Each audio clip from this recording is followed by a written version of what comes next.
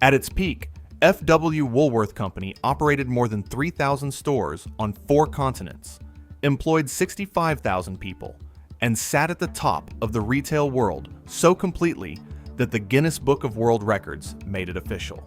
In 1979, on the company's 100th anniversary, Woolworths was certified as the largest department store chain on the planet. 3,000 stores, 65,000 workers, 100 years of unbroken presence on the main street of virtually every town in America. That was the empire at its height. And above it all, anchoring the lower Manhattan skyline, stood the building that said it louder than any number could. Walk down Broadway in the spring of 1913 and look up. 60 stories of Gothic terracotta rising 792 feet above the street. Gargoyles, finials, a copper crown, the tallest structure in the world, surpassed only by the Eiffel Tower in Paris. President Woodrow Wilson pressed a button at the White House that April evening and illuminated 80,000 light bulbs at once, flooding the facade and the Manhattan sky with a brilliance that no building had ever produced. The guests at the opening dinner, 900 of them, seated on the 27th floor, called it the Cathedral of Commerce.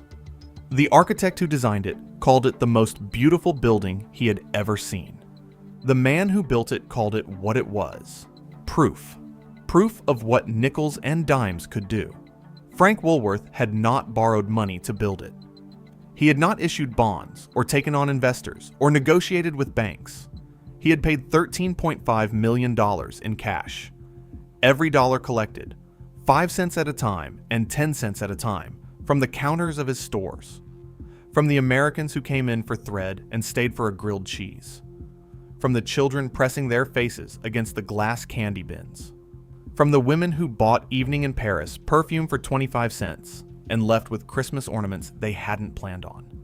The tallest building on earth was purchased with the accumulated pocket change of ordinary people, and it stood as a monument to the proposition that if you gave ordinary people what they wanted at a price they could actually afford, you could build anything. Let that sink in. They built a skyscraper, the tallest one in the world, with nickels and dimes.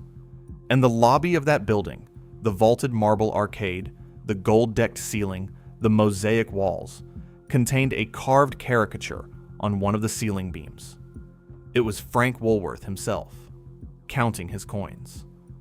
Then something went catastrophically wrong. On July 17th, 1997, the last 400 Woolworth stores in the United States closed their doors. Not sold, not converted, closed. 9,200 workers were laid off that day. 11% of the company's workforce gone in a single announcement. The company absorbed a $223 million charge for discontinued operations. The red and gold signs came down from the last main streets that still had them. And the corporation that remained, the one that kept the headquarters, the board, the stock ticker, quietly changed its name. Not to something that honored 118 years of American retail history. Not to anything your grandmother would recognize. The company renamed itself the Venator Group, then, 4 years later, completed the transformation. Foot Locker, Inc. Think about that for a second. The largest department store chain in the world, certified by the Guinness Book of World Records. The company that invented modern retail. The empire that built the tallest building on earth from nickel and dime receipts. Became a shoe store. This is the story of how a desperately poor farm boy from upstate New York invented the most important retail model in American history and built a monument to it that still dominates the Manhattan skyline. How that empire grew for a century, survived 2 world wars and the worst economic depression in American history, and became so embedded in the fabric of everyday American life that 4 college students chose its lunch counter as the battleground for one of the most consequential protests of the civil rights movement. And how that same empire, fat and complacent and catastrophically blind to the future it was already living inside, made a series of decisions so arrogant and so structurally ruinous that it handed its entire business model to the competition, and then watched over 35 years of slow, grinding failure as the competition perfected it. This isn't just about penny candy and grilled cheese sandwiches. This is about what happens to any empire, any company, any institution, any dynasty, when it confuses the monument with the mission. When the people running the machine have never had to build the machine. When nostalgia becomes a strategy and legacy becomes a substitute for thinking. The building still stands. Walk to the corner of Broadway and Park Place in Lower Manhattan, and it is right there. The same copper crown, the same Gothic finials, the same 792 feet of terracotta catching the light exactly as it did in 1913. The upper floors are luxury condominiums now. The penthouse was listed at $110 million. A building paid for with the coins of working Americans now houses units that start at $3.5 million. Frank Woolworth built it. His successors sold it. Welcome to the empire they threw away. Frank Winfield Woolworth was born on April 13, 1852, in Rodman, New York. A Jefferson County farming village, so small and so isolated that it barely registered on a state map. To a family that had been losing the battle against the land for 2 generations. His father grew potatoes. His grandfather had grown potatoes before that. The expectation was that Frank would grow potatoes too. He was a farmer's son in a county full of farmers' sons, with no money, no connections, no formal training, and no particular reason to believe his life would unfold any differently than theirs. He turned out to be a fourth-rate salesman. That is not an editorial judgment. That is what his own employer said about him. In 1873, at 21 years old, Woolworth took an unpaid apprenticeship at Augsbury & Moore, a dry goods store in Watertown, New York, where he worked without pay for several months just to learn the trade. When he finally started drawing a wage, it was cut within the year because the store hit a rough patch. The manager's assessment of young Frank Woolworth's salesmanship was blunt. He was bad at it. He struggled to approach customers. He struggled to close sales. He was quiet, methodical, and deeply uncomfortable with the haggling and persuasion that retail in that era demanded from every clerk behind every counter. What he was not uncomfortable with was looking at things, arranging things, thinking about why one layout drew customers in and another drove them away. This matters because the business Woolworth built, the one that would eventually employ 65,000 people and plant a store on every main street in America, was not built on salesmanship. It was built on the radical, counterintuitive insight that customers did not want to be sold to at all. They wanted to be left alone with the merchandise. No clerk standing between them and the product. No negotiation over price. No performance required. Just open shelves, fixed prices, and the freedom to pick something up and decide for yourself whether you wanted it. In a retail world where every transaction required a clerk's assistance and every price was a starting point for negotiation, that was not an incremental improvement. It was a complete reinvention of the relationship between a store and its customers. He arrived at it through failure. On February 22, 1879, Woolworth borrowed $300 from his former boss, roughly $10,000 in today's money, and opened Woolworth's Great 5-Cent store in Utica, New York. By May of that year, it was gone. The Utica location appeared to work for a few weeks, then collapsed. The merchandise selection was too narrow.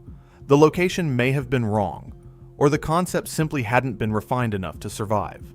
He paid back the $300, closed the doors, and immediately started looking for a second location. This is worth noting. He failed, publicly and completely. He had borrowed money, put his name on the sign, and watched the store die within weeks. For most people, that is a stopping point, not a starting line. On June 21st, 1879, 4 months after the Utica failure, Woolworth opened a second store in Lancaster, Pennsylvania. He used the same sign from Utica. He expanded the concept to include 10-cent merchandise alongside the 5-cent items. And on the first day, after a slow morning that he would later describe as the longest of his life, the customers arrived. He sold $128 worth of goods that afternoon. He telegraphed his supplier that night to duplicate the entire order. By the end of his first year in Lancaster, he had cleared $1,500 in profit. He opened a second location, then a third. Then he brought his brother Charles into the business. By 1889, 10 years after the Utica disaster, Woolworth had 12 thriving stores and sales that had grown 240% over the decade. By 1900, 59 stores and more than $5 million in annual sales, worth over $150 million today. From a borrowed $300 and a failed sign in Utica to a 59-store chain in 21 years. The worst salesman in Watertown, New York had invented the most important retail model in American history. He just hadn't finished building it yet. By 1889, he had 12 stores. By 1900, 59. And he was just getting started. By 1900, Frank Woolworth's chain had grown to 59 stores, with annual sales of more than $5 million. Over $150 million in today's money.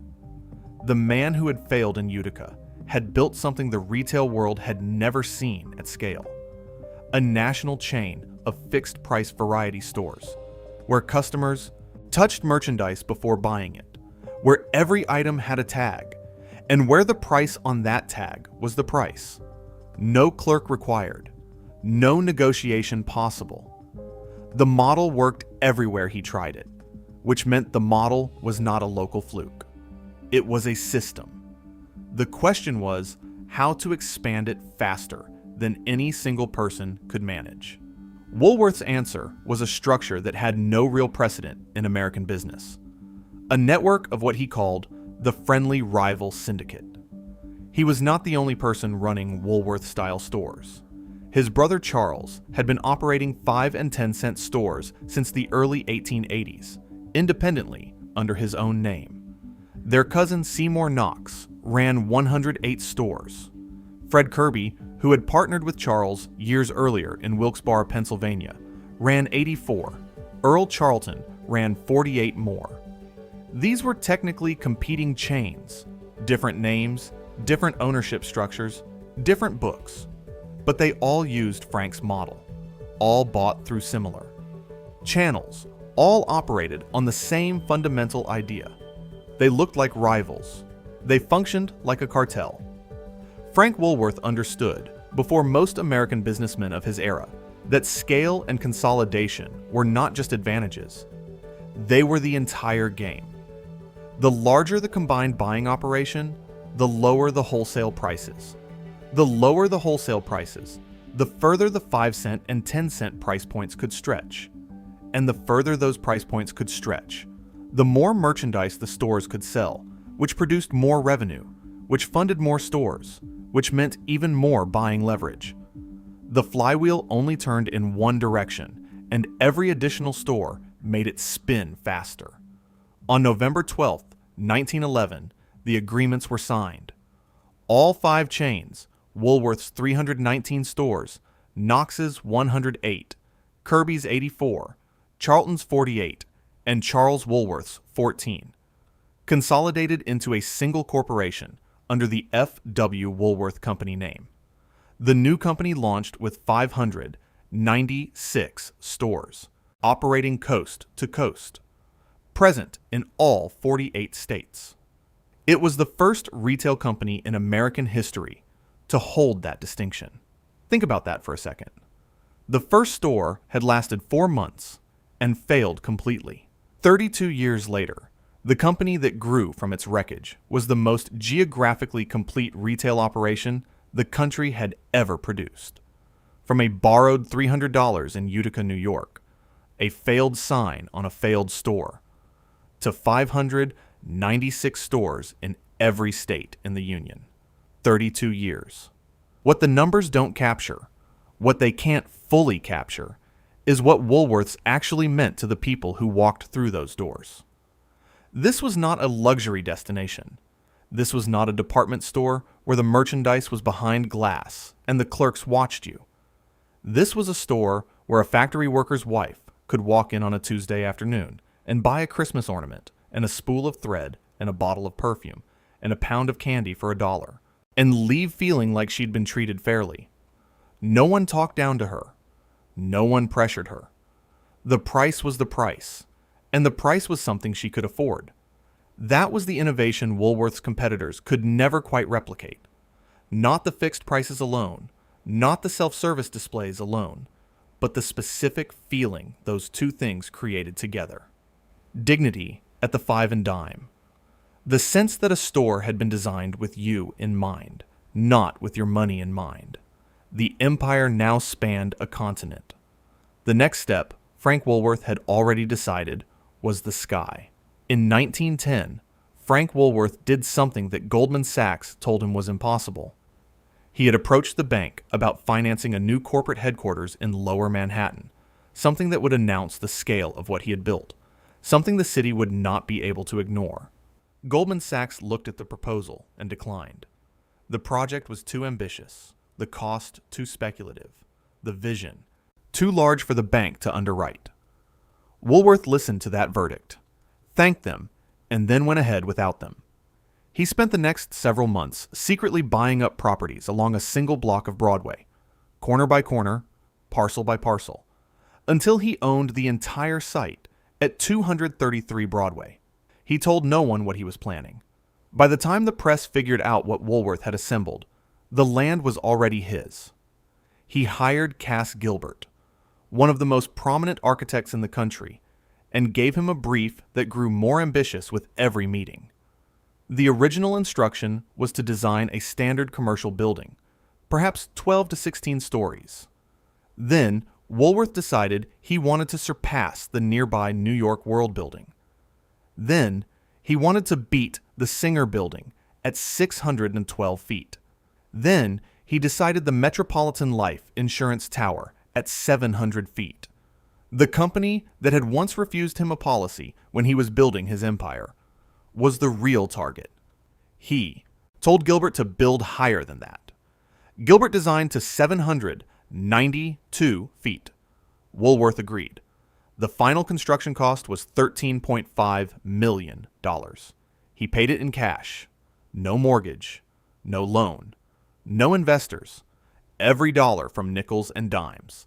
Let that sink in. $13.5 million, equivalent to roughly $440 million today, paid in full, without borrowing a cent, from the receipts of a 5 and 10 cent store chain. The man who had borrowed $300 30 years earlier to open a store that failed in 4 months had accumulated enough capital through the accumulated pocket change of ordinary Americans to buy the tallest building on Earth outright. On April 24th, 1913, the Woolworth Building opened.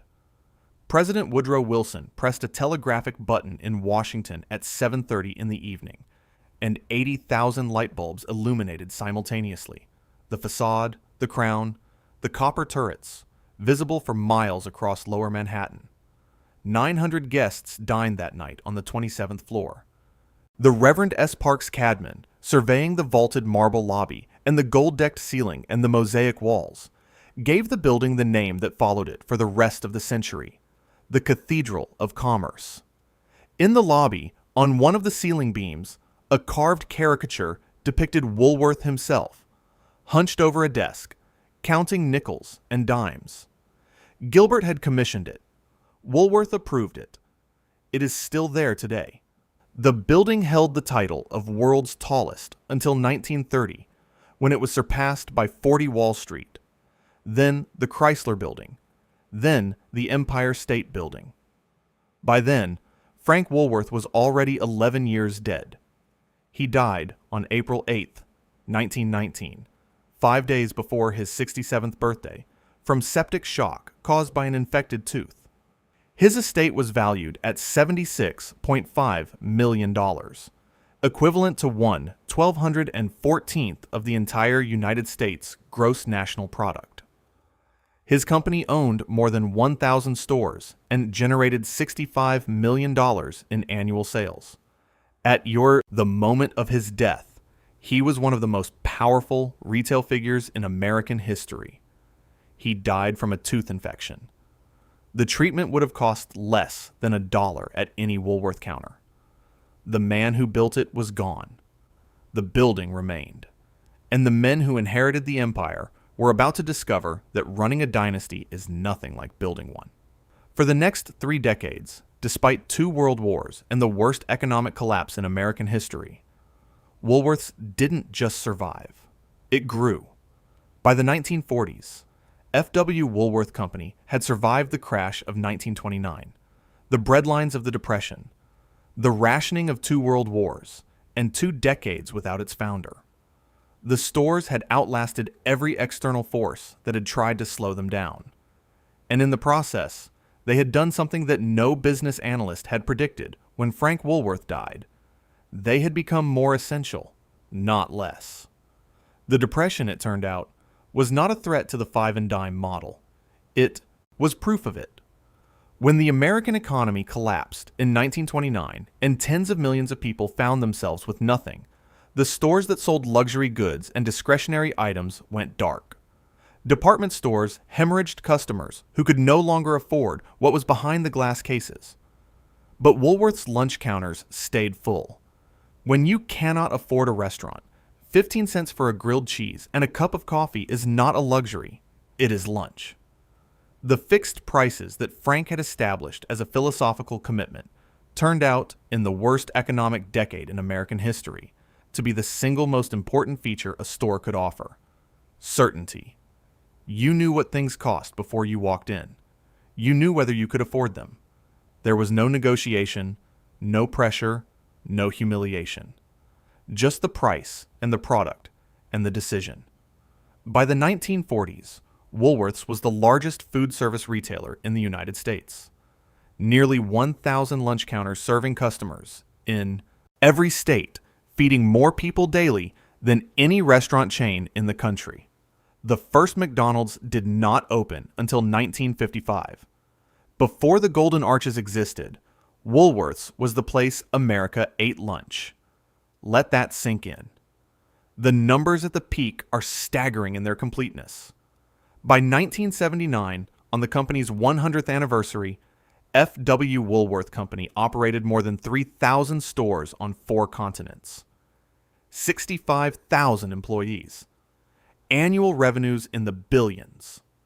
The Guinness Book of World Records made it official that year, the largest department store chain in the world.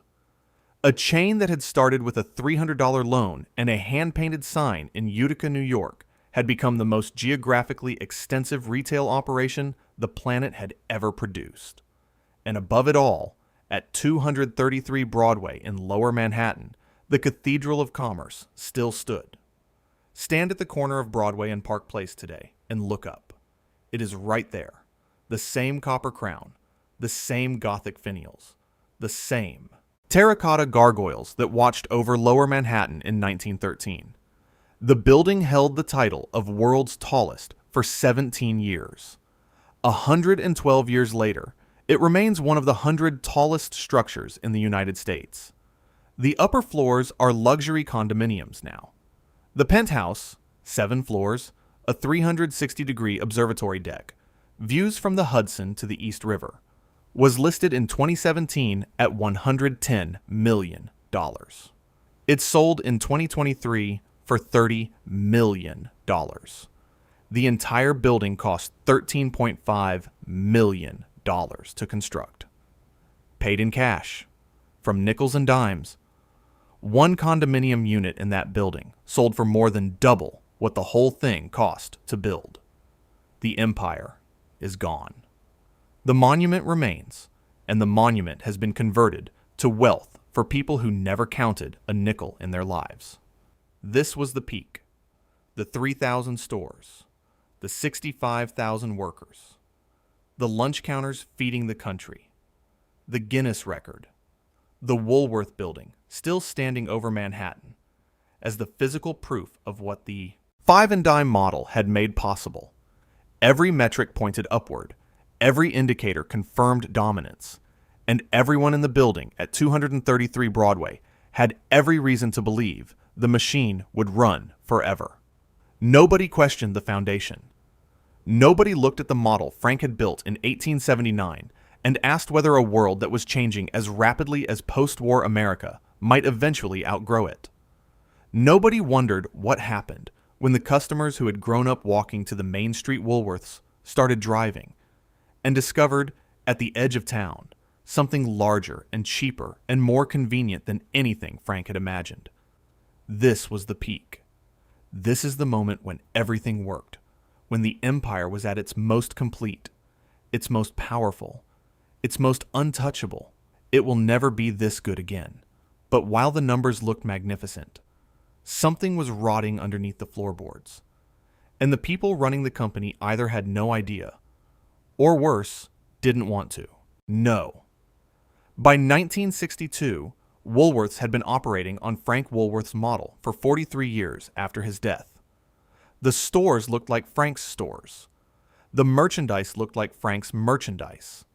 The lunch counters, the candy bins, the open shelves, the fixed prices. All of it was intact, largely unchanged, exactly as the founder had designed it in the 19th century.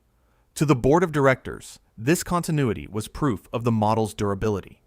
To anyone watching the American consumer from the outside, it was something else entirely. It was a warning, and nobody in the building at 233 Broadway was reading it.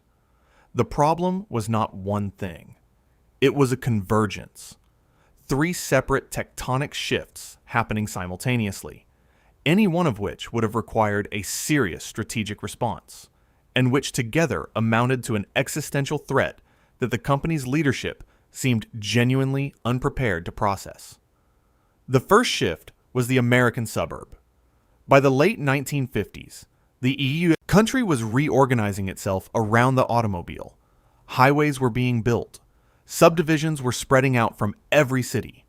The population that had once walked to Main Street to do its shopping was driving, and what it was driving to was not downtown. It was driving to the strip mall at the edge of town, the shopping center with free parking, the new retail formats designed for a world in which you arrived by car and left with a trunk full of goods. Woolworths was a pedestrian institution built for a pedestrian era. The customer was no longer walking. The second shift was the supermarket. Through the 1950s and into the 1960s, grocery chains began expanding their merchandise footprint, stocking cleaning supplies, cosmetics, hardware, personal care items, seasonal decorations, basic clothing. Everything that had made the five and dime essential was slowly migrating to the supermarket aisle, available now as a convenience purchase alongside the bread and milk. Woolworths had no equivalent of the weekly grocery trip to draw customers in. It depended on deliberate visits. And deliberate visits require a reason. The third shift arrived on a single day in 1962, when 3 new competitors opened their first stores almost simultaneously. Kmart, launched by the S.S. Kresge Company. Target, launched by Dayton's. Walmart, launched by Sam Walton out of Rogers, Arkansas. Each one was a full-line discount department store. Everything Woolworth sold, and considerably more, in a format 10 times larger, with a parking lot, at prices that undercut the five and dime on every category. Each one had been designed, explicitly, for the customer who was now driving: Kmart, Target, and Walmart. All 3 opened in 1962. Think about what that means. The year Woolworths was still running on Frank's 1879 model, unchanged, confident, certified by the Guinness Book of World Records as the world's largest chain. 3 companies opened their first stores that would eventually consume everything Woolworths had built. One of them would become the largest company in American history. Another would become one of the 10 most valuable retailers on the planet. It should have been a clear signal when supermarkets started stocking Woolworth products. It should have prompted urgent questions when the suburbs started emptying the main streets. It should have caused the board at 233 Broadway to ask, directly and without comfort, whether the five and dime concept had a viable future in a country being redesigned around the automobile. But those questions were not asked. Not urgently. Not yet. The machinery of slow decline was humming along smoothly. The men operating it thought they were managing a mature, stable giant. They were standing on a slowly tilting deck. Enter Robert Kirkwood, CEO. He saw the competition coming. His solution would make everything worse. Robert Kirkwood was not a fool. He was a CEO who looked at the retail landscape of 1962 and saw correctly that the future belonged to large format discount stores outside of downtown. He saw Kmart opening. He saw Walmart opening. He understood that the five and dime was a format built for an America that was rapidly being replaced by a different America, one with cars and suburbs and households that wanted to buy everything in one trip. Kirkwood's diagnosis was accurate. His prescription was catastrophic. On June 6, 1962, the first Woolco store opened in Columbus, Ohio. It was a full-line discount department store, over 100,000 square feet of retail floor space, with an auto department, a garden section, an in-store cafeteria, apparel, housewares, toys, electronics, and cosmetics. It was designed to compete directly with Kmart. It looked modern, it felt generous, and it was everything the five and dime was not. Big, suburban, accessible by car, with a parking lot that could handle the volume Kirkwood believed was coming. The problem was how he paid for it. Kirkwood financed the Woolco expansion using backloaded mortgages, debt structures designed so the principal payments would not come due for 30 to 40 years, well into the 1990s and beyond. The logic was straightforward. Woolco would be profitable long before the bills arrived. The format would find its footing, the revenues would accumulate, and by the time the debt matured, the chain would be generating more than enough cash to absorb it. This was not an unreasonable bet in 1962. It was a catastrophic miscalculation in every year that followed. By the late 1960s, Woolco had grown to more than 150 stores. By the mid-1970s, over 300. The chain was the second largest discount retailer in the country behind Kmart. And it was not profitable. It had never been consistently profitable. Woolco was spending on floor space and cafeteria menus. The management teams knew the numbers were wrong. From the late 1970s onward, they tried everything. Partial remodels, revised merchandising plans, store size reductions, the elimination of leased departments. Nothing addressed the structural problem. Woolco cost too much to operate and generated too little margin to justify what it cost. The debt clock was ticking.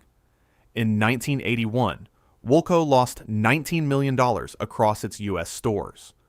In the first 6 months of 1982, it lost another $21 million. In September of that year, the decision was made. All 336 American Woolco stores would close. 25,000 employees were laid off.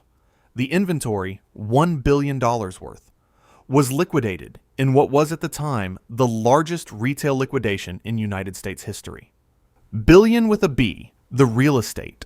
Woolco had occupied the suburban locations, the out-of-town footprint, the parking lots Kirkwood had believed were the future, did not sit empty for long.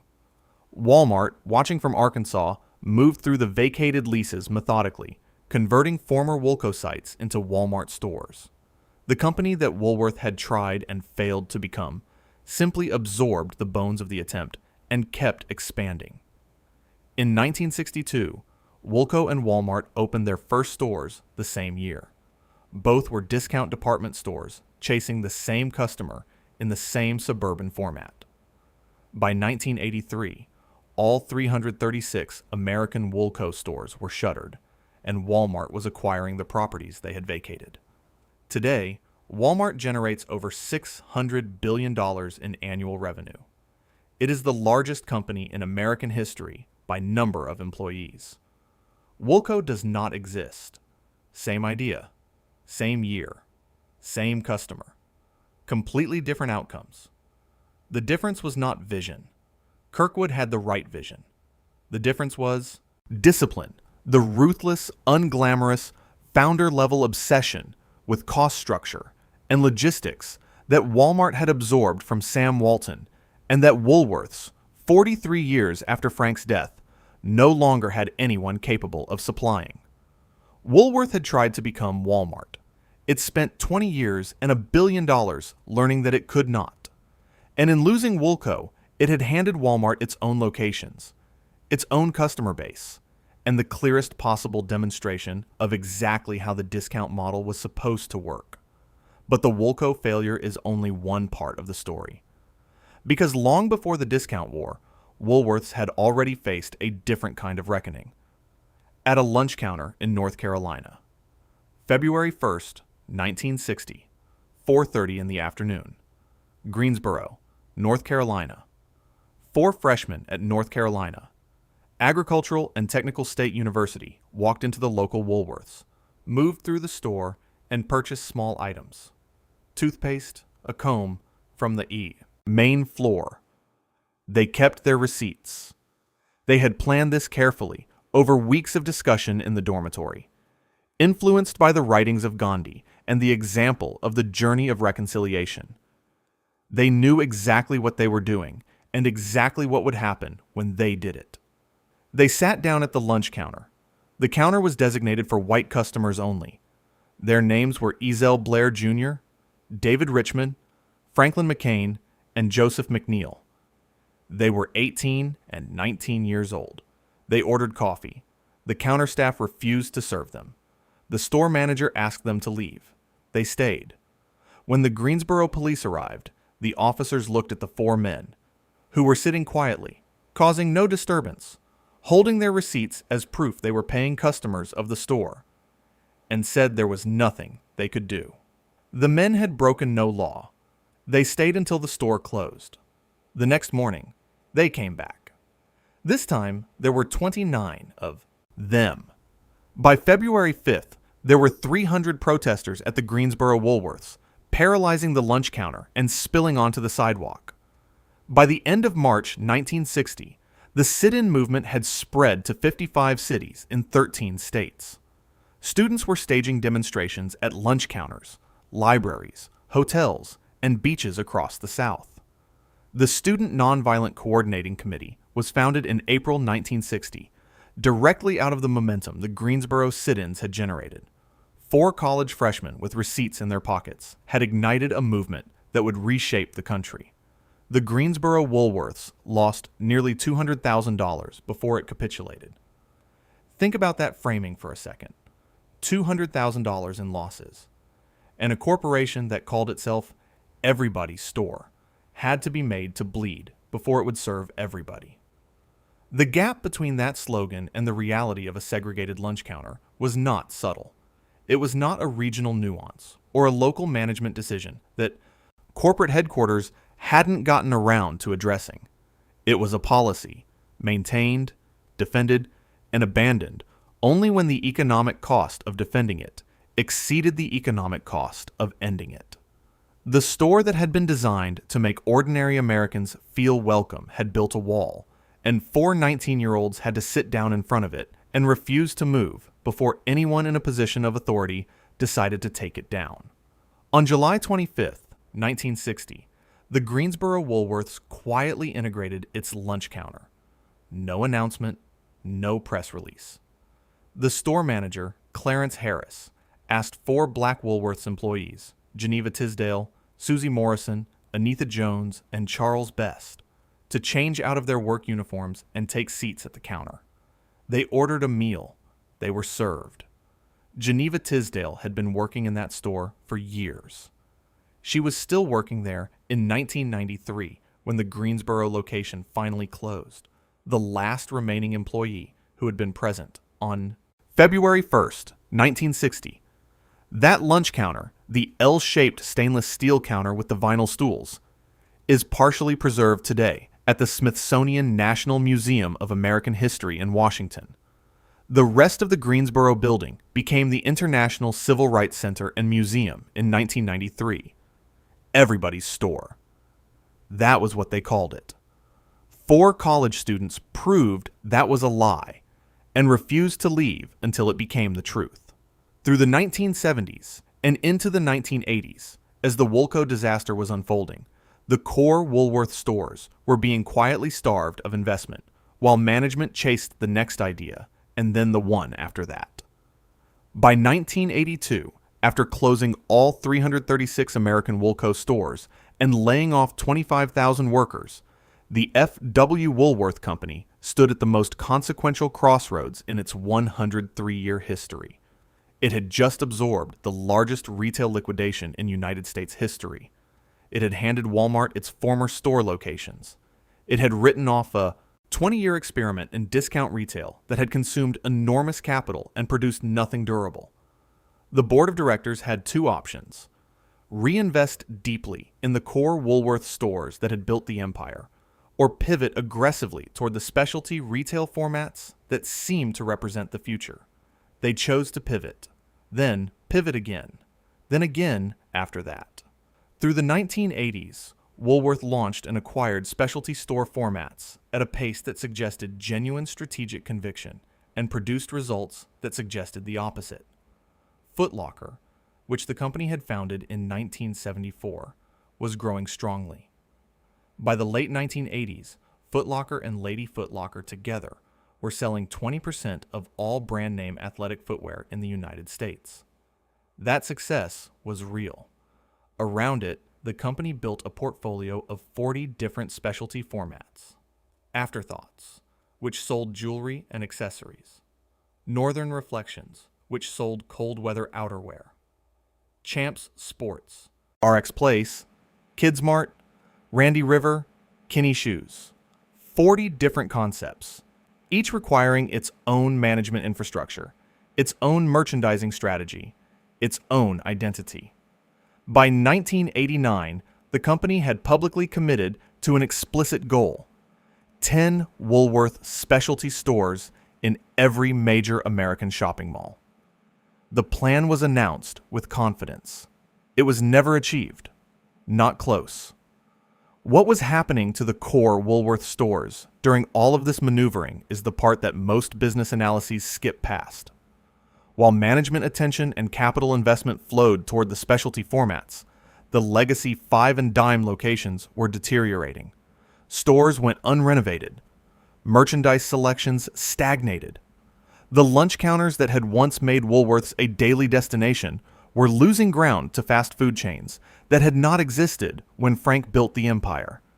The stores that remained on main streets began to look exactly like what they were: remnants of a retail concept that the company running them had quietly decided was not worth saving. In 1990 alone, Woolworth opened 896 stores and closed 351, a churn rate that reflected not strategic expansion, but desperate experimentation, an ongoing search for a specialty format that could replace a 5 and dime model the company had already privately abandoned. On October 15, 1993, the company made it official. Woolworth announced a restructuring plan that would close approximately 400 general merchandise stores in the United States, roughly half of the remaining variety store base. Thousands of workers lost jobs. The supply chain, already stressed by decades of neglect and the Woolco collapse, lost critical mass. Towns across the country that had built their retail districts around the Woolworth store discovered, without ceremony or explanation, that the anchor was gone. The brutal irony is that in the mid-1990s, in trial markets in Delaware, Woolworth's managers finally developed a small format general merchandise concept that worked. It was modern, profitable, and viable. It came 5 years and 400 closures too late. The customer base that might have supported it had already moved to dollar stores, which had taken the 5 and dime idea, fixed prices, accessible merchandise, ordinary people's budgets, and rebuilt it for a new era with the operational discipline Woolworth had stopped applying decades earlier.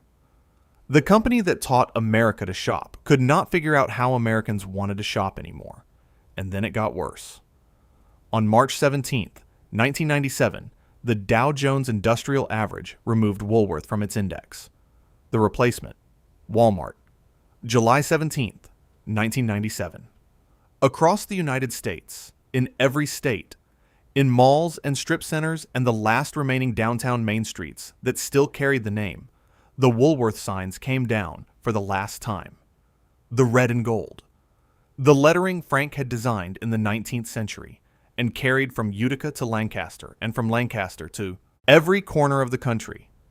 Inside the stores, the lights were still on, the counters were still stocked, and then the doors were locked, and they did not open again. The announcement had come earlier that day. F.W. Woolworth Company would close all remaining variety stores in the United States. More than 400 locations. 9,200 workers were laid off immediately. That number is 11% of the company's total workforce, gone in a single corporate announcement. The company took a $223 million charge for discontinued operations. Roughly 100 former Woolworth locations would be converted to Foot Locker, Champs Sports, and other specialty formats. The rest were simply vacated, emptied, locked, and left. The student had replaced the teacher 4 months earlier, and nobody in the building had said it out loud. On March 17, 1997, the Dow Jones Industrial Average had removed F.W. Woolworth Company from its index. The list of 30 companies considered the most representative of the American economy. The company that replaced it was Walmart. Not a different retailer, not an unrelated industry. Walmart. The discount store that Woolworth had watched open in 1962 and spent the next 35 years failing to match. The company that had taken Frank Woolworth's foundational insight, fixed prices, accessible merchandise, the customer as the point, and executed it with a precision and discipline that the inheritors of the original empire never found. The Dow Jones did not consult Woolworth before making the swap. The market had simply finished its calculation and recorded the result. The company did not disappear. That is the part that carries its own particular verdict. The corporation that owned 400 Woolworth stores also owned Foot Locker. It owned Champs Sports. It owned Northern Reflections and Afterthoughts, and the rest of the specialty portfolio. The executives who made the decision to close Woolworths were not going out of business. They were deciding which business to be, and they decided, without apparent difficulty, that 118 years of their founder's name was not worth keeping. Later in 1997, the company changed its name to the Venator Group. In 2001, after completing the disposal of every non-athletic retail business, it completed the transformation. Foot Locker, Inc. In 2025, Dick's Sporting Goods acquired Foot Locker. The final corporate descendant of F.W. Woolworth Company is now a subsidiary. Frank Woolworth's name does not appear on a single American storefront. 118 years. From $300 borrowed in Utica, New York, to a $223 million write-off and 9,200 pink slips. From the most powerful retailer in American history, to a name that the company bearing it decided was not worth keeping. The 9,200 workers who received notice on July 17th were not a line item in a restructuring plan. They were people who had worked counters, their parents had worked, in buildings that had been the center of their towns for 70 years. Some of them had been there long enough to remember the lunch counters at full capacity, the penny candy bins with the metal scoops, the Christmas ornament displays that Frank had pioneered in 1880. The executives who made the decision were protected. They had severance packages and board positions and the Foot Locker portfolio to manage. The workers at the counters had the locked door. What remained was a building and a name on a shoe store and 65,000 people at peak who had to figure out what came next. Stand at the corner of Broadway and Park Place in Lower Manhattan today and look up. The Woolworth Building is still there. It has always been there. 60 stories of Gothic terracotta rising 792 feet above the street. The copper crown gone green with more than a century of weather. The gargoyles still in position. The finials still pointing at the sky. It is one of the most beautiful buildings ever constructed in the United States, and it looks exactly as it did on April 24, 1913, when President Wilson pressed a button in Washington and 80,000 light bulbs illuminated the facade for the first time. The building outlived the empire by more than a quarter century. It is still outliving it.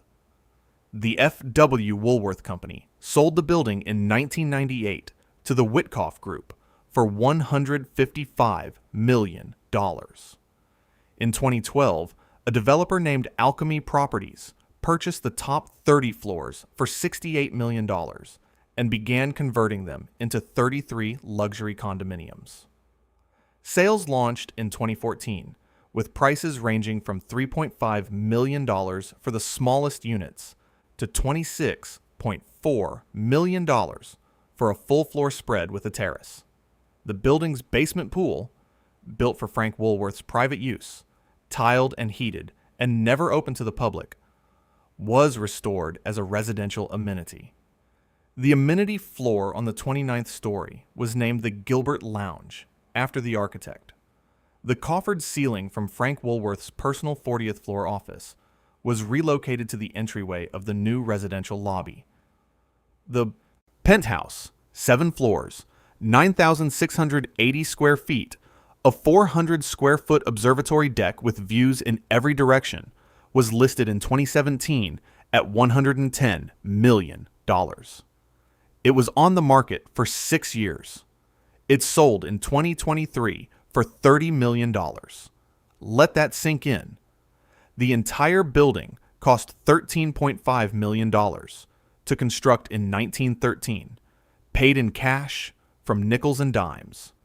One condominium unit in that same building sold 110 years later for more than double that amount.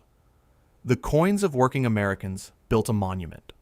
The monument was converted to wealth for people who will never work a retail counter in their lives.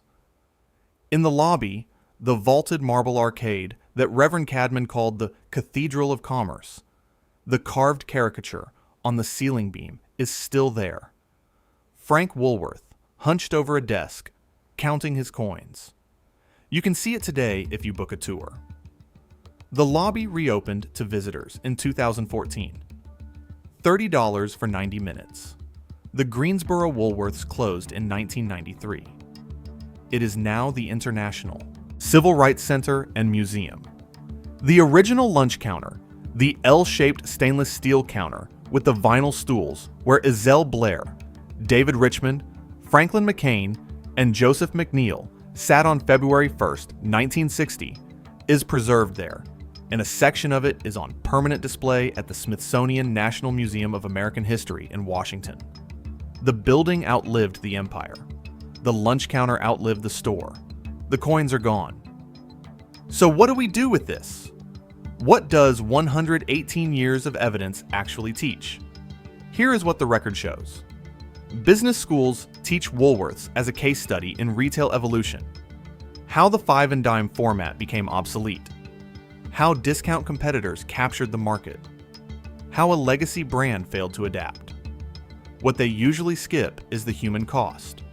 65,000 jobs at peak. Thousands of main streets. Communities that had organized themselves around a store that decided, without ceremony or sentiment, that they were no longer worth serving. The case, study version, is cleaner. The actual version is not. Here is what the evidence shows. Lesson 1. Innovate or die, but know what you are innovating away from. Woolworths saw the future of retail clearly in 1962. Large format, discount, suburban. Kirkwood's diagnosis was correct. The Woolco bet was structurally sound as a concept and catastrophically executed in practice. financed on borrowed time, built without the operational discipline that the concept required, and abandoned before it could be salvaged. The failure was not vision. The failure was the assumption that vision alone was enough, that the insight could substitute for the work. It cannot. It never does. The market does not reward companies for seeing the future correctly. It rewards companies for building it correctly. Those are not the same thing. Lesson 2. The founder is not transferable. Frank Woolworth was not a CEO. He was a man who had borrowed $300 and failed publicly and rebuilt from nothing and stood in an empty store in Lancaster, Pennsylvania, wondering whether his entire life was about to collapse for the second time.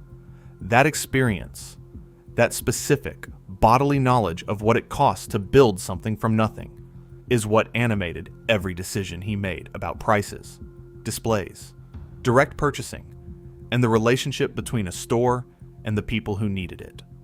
Every president who followed him was trained by the company. None of them had been hungry. None of them had borrowed $300.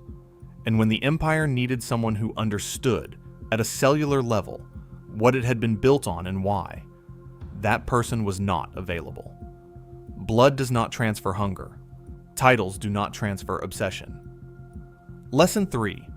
Debt is a clock, not a strategy. The backloaded mortgages that financed Woolco's expansion were rational in 1962 and catastrophic in 1982. The assumption was growth. The result was $1 billion in liquidated inventory and 25,000 lost jobs. And the locations handed intact to Walmart, which used them to build the empire Woolworth had attempted and abandoned. Every dollar Woolworth spent servicing Kirkwood's debt was a dollar not spent modernizing the core stores. The clock ran.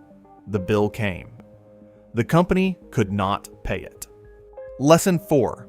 The customer is not loyal to your name. They are loyal to the value you provide.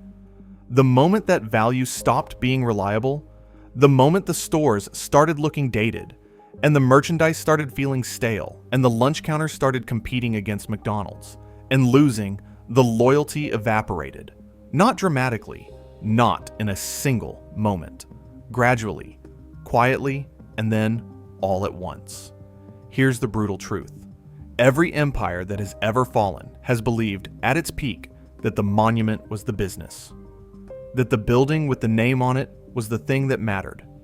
That the legacy, the 100 years, the Guinness record, the tallest skyscraper in the world, was a substitute for continued excellence. It is not. It has never been. The market does not care how tall your building is. Walk into the lobby of the Woolworth Building today. Look up at the carved caricature on the ceiling beam. The man hunched over the desk, counting his coins. The gold ceiling is still there. The marble is still there. The mosaic walls are still there. The caricature is still there. Frank Woolworth, counting nickels and dimes in the lobby of a building now full of people who paid millions to live where he once worked. He built the tallest building on earth with those coins. His successors sold it. His company became a shoe store, and the shoe store was acquired by a competitor. The building outlived the empire. It always does. The question is what you built, the monument or the thing the monument was supposed to stand for. Woolworth's, at its best, stood for the radical proposition that ordinary people deserved a store designed with them in mind. When the company forgot that, when it started chasing formats and pivoting to specialty retail and closing the counters where Geneva Tisdale had worked for 30 years, it stopped being Woolworth's. The sign stayed up for a while, but the store was already gone. Every corporation in America that thinks its legacy is its business strategy should study Woolworth's. The store that invented modern retail was eventually replaced by the store it tried and failed to become. That pattern, empire mistakes the monument for the mission. Competition perfects the original idea. shows up again and again in American business history. Which company do you think is making the same mistake right now? Put it in the comments. If you want more stories like this, subscribe. New documentary every 2 weeks.